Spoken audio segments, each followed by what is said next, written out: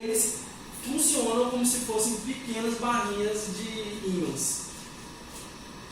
E para entender melhor, a gente tem que ver as propriedades magnéticas dos materiais: ferromagnetismo, diamagnetismo e paramagnetismo. Existem outras, mas as principais são essas. O que é o ferromagnetismo?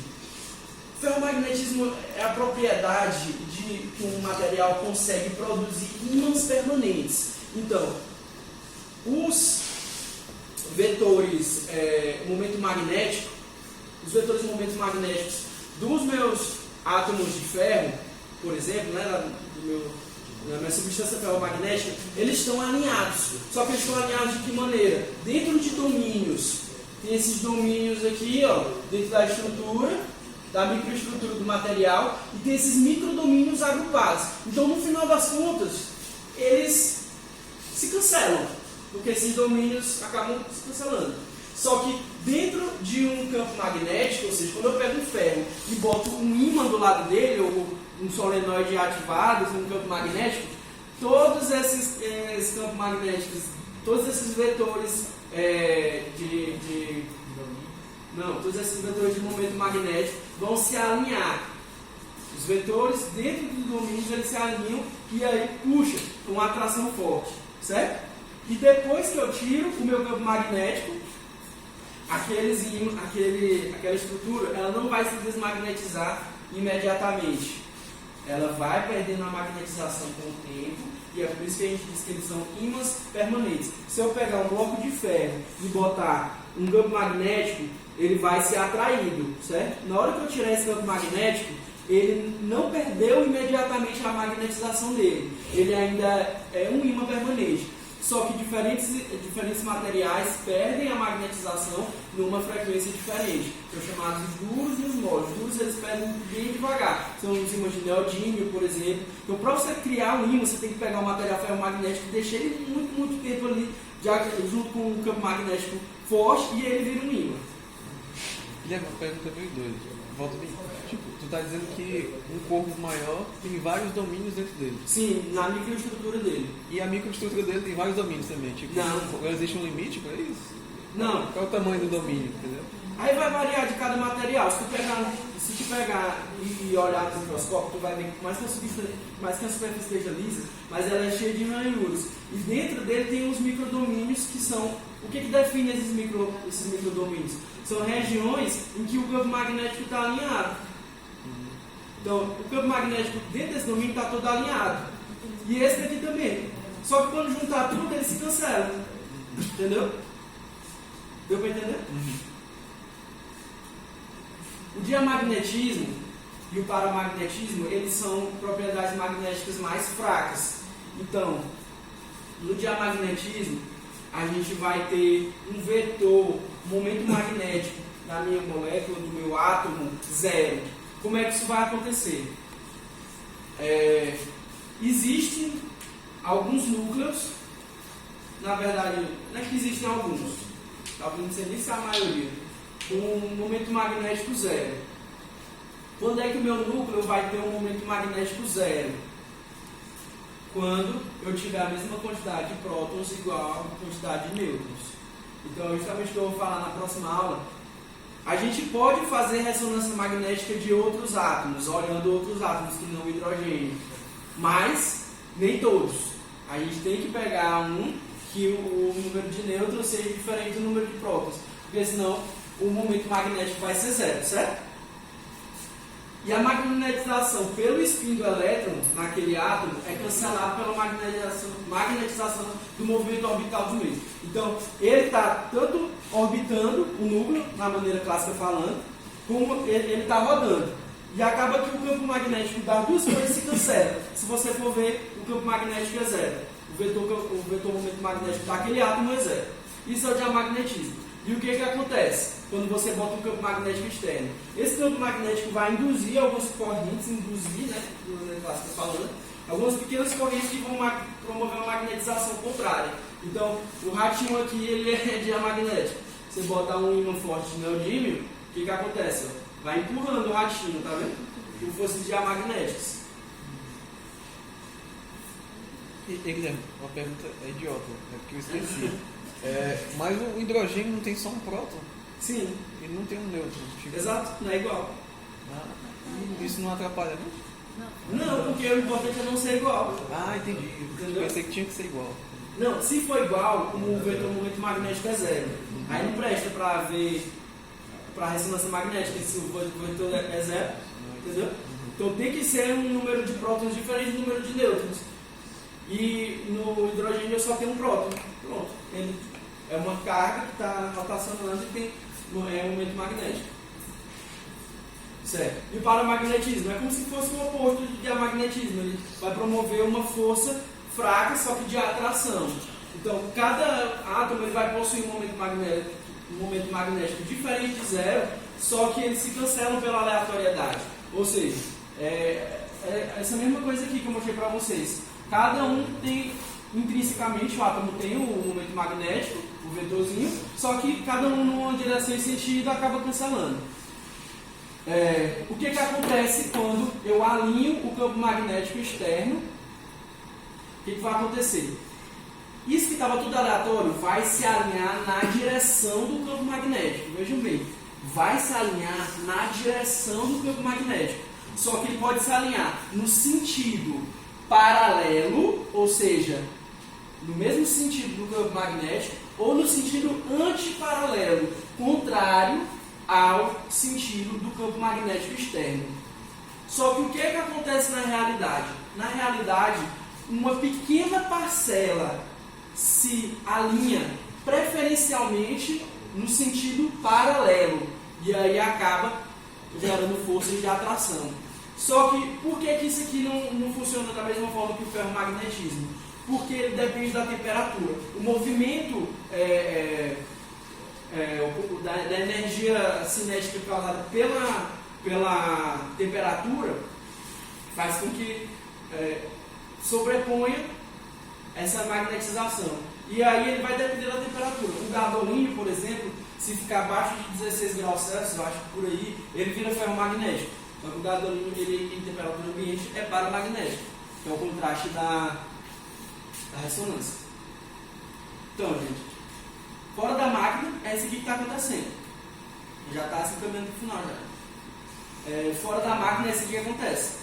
Os meus átomos, os meus prótons, né, os meus núcleos do átomo de hidrogênio, eles têm um momento magnético, só que cada um numa frequência, numa direção e sentido diferente e acaba se anulando. Dentro da máquina, o que acontece? Já para adiantar um pouquinho do básico do hardware da ressonância, dentro da ressonância eu vou ter dois tipos de campo magnético. O B0, que é o campo magnético principal. Esse campo magnético principal ele é produzido pela minha cápsula, aquela cápsula zona grande que o paciente entra. Ali é que está o ímã principal, que vai promover o campo magnético B0. E aqui, aonde eu quero que faça a ressonância, eu uso um equipamento que vai promover pulsos de radiofrequência. Então, se eu quero fazer uma ressonância do joelho, eu vou com o aparelhozinho no joelho, uma ressonância do crânio, o paciente vai ter que botar o capacete. E o que vai acontecer dentro da máquina? Eles vão se alinhar na mesma direção do campo magnético externo, o B0, uns paralelo e outros antiparalelo. E vai ter mais no sentido paralelo do que no sentido antiparalelo. E isso, dentro da pessoa, vai produzir um vetor magnetização líquida. Ou seja, líquida por quê? Porque é os paralelos menos os antiparalelos. Então eu vou ter dentro da pessoa um vetor de magnetização. Quando ela tiver, basta entrar na máquina. E aí, eu vou ter uma polarização. O que é essa polarização? Polarização é justamente a quantidade, a proporção de átomos que vão ficar, a proporção de núcleos que vão ficar na direção paralela com relação à quantidade total de átomos, de núcleos que estão sendo estimulados. Deu para entender? A polarização é isso. Quanto que eu vou ter de núcleos no meu sentido paralelo a mais, né, que vão estar dando aquela minha magnetização líquida, comparando o total. Deu para entender esse conceito? E aí, essa polarização, é só para ilustrar, vai depender de quê? O que eu posso variar aqui? Aqui eu tenho a razão giromagnética, que vai variar de cada material, então isso aqui é intrínseco de cada material. Não, é algo que eu não posso variar do hidrogênio. A razão giromagnética do hidrogênio é aquela, X. Aqui a constante de Planck reduzida e aqui a constante de Boltzmann. O que eu posso variar aqui? O campo magnético externo, que é esse B0, e posso variar o que? A temperatura. Agora, no meu paciente, eu posso variar a temperatura? Posso. Não vou, só se for uma ressonância ex vivo, né, de órgãos, ou ressonância que não é em ser humano. Então, o que eu posso variar mesmo? O campo magnético externo. Se a gente for ver numa temperatura ambiente de 300 Kelvin e numa máquina comum, uma máquina boa, né, de 1,5 Tesla, eu vou ter uma polarização de 6 vezes 10 a menos 6. O que isso significa? Significa que a cada 1 milhão de núcleos de hidrogênio que estão sendo estimulados, só 6 ficam a mais no sentido paralelo. E são só esses 6 a cada milhão, 6 partes por milhão, que vão ser o sinal que eu vou perceber. Então, por mais que eu tenha magnetizado todos, eu só vou poder trabalhar com a magnetização de 6 a cada 1 milhão. E é por isso que o pessoal está investindo tanto no aumento do campo magnético. Porque se a gente for falar em questão de sinal, esse aqui já é o valor do sinal que eu recebo. Aqui é a polarização, certo? Quantidade de núcleos que fica mais, só que aqui é o sinal que eu recebo a partir daqueles núcleos. Vai depender do valor total de prótons, da densidade de prótons. Isso vai mais para o hidrogênio, que geralmente a gente usa porque tem no corpo inteiro. Não dá para fazer com carbono também, não? Tipo, se ele tem uma quantidade maior, um carbono maior. Tu pode fazer com qual carbono? Com carbono 13. O carbono 13 tu pode fazer porque ele tem quantidade de prótons diferentes de quantidade de nêutrons dentro do núcleo dele.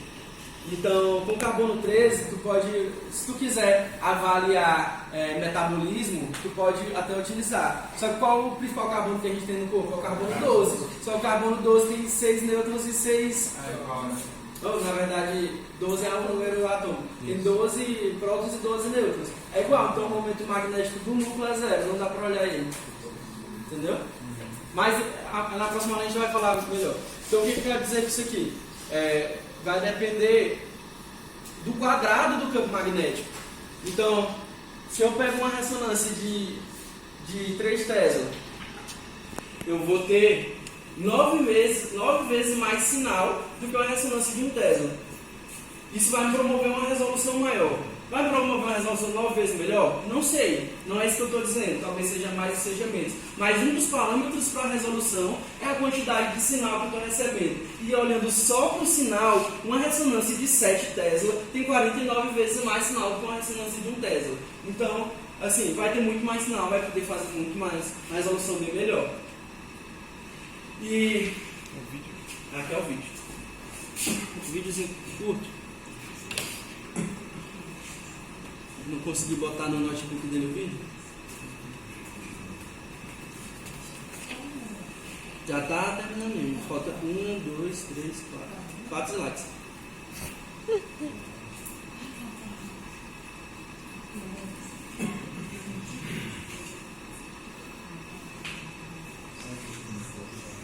Então, Guilherme, quanto maior for o campo que eu colocar, mais eu vou favorecer a ficar no sentido paralelo a ele, né? Tipo, sim, vai puxar pra ele.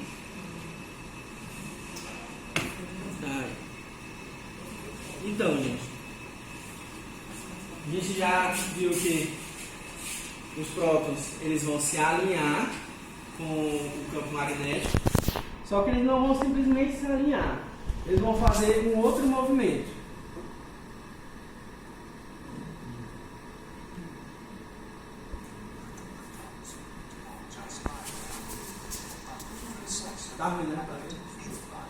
voz corta e vira dramática.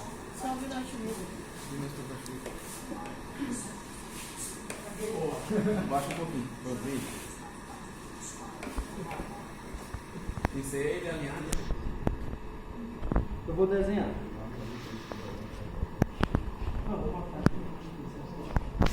Gente, eu tenho aqui um momento magnético em direção e sentido. Eu venho e coloco um campo magnético externo, um campo magnético forte. O que ele vai fazer? Vai se alinhar na direção. Pode ser sentido paralelo, pode ser no sentido antiparalelo. Digamos que ele tenha se alinhado no sentido paralelo, certo? Ele se alinhou aqui no sentido paralelo, só que ele não vai só ficar paradinho aqui, no movimento rotacional dele. Ele também vai fazer um movimento de precessão. Esse aqui é talvez a parte mais importante de todas para o entendimento da ressonância magnética nuclear. Porque é desse movimento de precessão que ele vai fazer a precessão nessa frequência específica, que é a chamada frequência de Larmor, que é a razão geromagnética vezes o campo magnético. Todos os prótons vão fazer a precessão nessa frequência específica. E para eu atingir os meus prótons, eu preciso colocar pulsos de radiofrequência na mesma frequência que a frequência de Larmor. E se eu coloco um dos meus pulsos na mesma frequência, eu consigo interferir com essa característica de precessão. Então,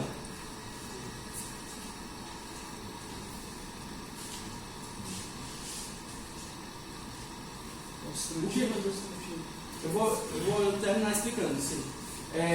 O que há de comum entre um núcleo de hidrogênio sob um campo magnético, um peão e o planeta Terra? Só física. É a precessão. Isso é que eles têm em comum. Então, a diferença é que o planeta Terra, né, que faz a precessão dos equinócios, e que é o que justamente dá as variações entre inverno, verão e tal, tanto o planeta Terra como o peão, eles vão fazer essa precessão. Por quê? Porque eles estão com um movimento rotacional e tem uma força agindo sobre eles, que é a força magnética. Da mesma forma, o meu núcleo do átomo de hidrogênio vai fazer um movimento de precessão, porque ele está rotacionando e está com uma força sobre ele, que é a força eletromagnética. Então, sempre que você tem uma estrutura rotacional com uma força sendo aplicada no sentido longitudinal, ele vai ter precessão. Então, por que eu não posso dizer que ele está rodando, se no final das contas o que eu observo macroscopicamente ou microscopicamente é isso, né? Não está rodando de verdade, mas a explicação pode ser dada a partir daí. Então, dentro da máquina, o que vai acontecer? O meu vetor momento magnético. Só que como é que eu vou trabalhar com esse vetor momento magnético? Como é que eu vou perceber ele, sendo que tem esse outro vetor imenso de campo magnético de 1 Tesla e meio, de 3 Tesla atrapalhando? O que eu tenho que fazer para perceber as variações dentro desse campo magnético do corpo da pessoa? Eu preciso mudar ele de direção. E mudando ele de direção, eu vou agora trabalhar com sensores nessa direção. Aqui dentro do receptor, que o pulso de radiofrequência tanto emite como recebe. E como é que eu faço para mudar a direção? Por meio de dois conceitos, de excitação e relaxamento. Esse aqui é o último slide. Eu preciso liberar pulsos de radiofrequência, e esses pulsos vão fazer o quê? Mudar a direção do meu vetor magnetização. eu tenho um vetor magnetização causado pelo campo magnético, então ele é essencial para gerar o vetor, só que ele está gerando um vetor que é na mesma direção dele, e ele é imenso. Então, além de estar nesse sentido, né, e nessa direção, ele está fazendo a precessão. E aí eu venho com pulsos de radiofrequência, na mesma frequência de precessão.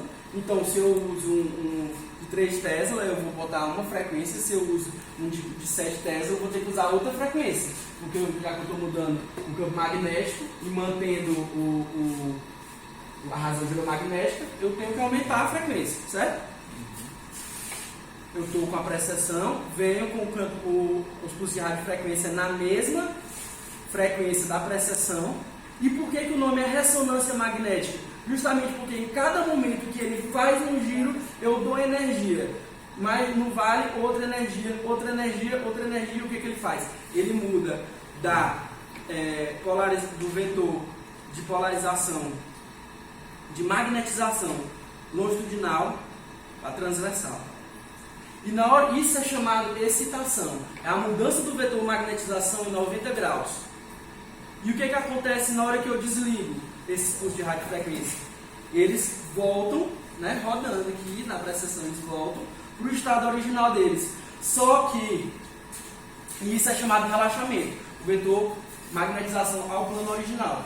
Só que essa é a questão principal. Diferentes tecidos apresentam relaxamento em taxas diferentes. Se diferentes tecidos relaxam de maneira diferente, quando eu obter o sinal, eu vou estar, naquele tempo, cada tecido emitindo sinais de maneira diferente. E isso vai me dar a resolução por contraste. É dessa maneira que eu tenho uma resolução por contraste na ressonância. Enquanto na tomografia era por densidade, na ressonância é analisando como se comporta, a partir naquela sequência, como se comporta o relaxamento, ou o relaxamento longitudinal, ou o relaxamento transversal, que a gente vai ver a diferença na próxima aula, dos diferentes tecidos, captando esses sinais, olhando quem? O átomo de hidrogênio. Então, por que ressonância? Porque eu dou pulsos de radiofrequência que ressonam com a precessão do núcleo do átomo de hidrogênio naquele campo magnético principal. Nuclear, porque eu estou olhando o núcleo do átomo, porque também existia ressonância de elétrons, mas eu estou olhando o núcleo do átomo. E magnético, por quê? Porque não é baseado em ondas mecânicas, é baseado em ondas eletromagnéticas. Então, com isso a gente termina rapidinho.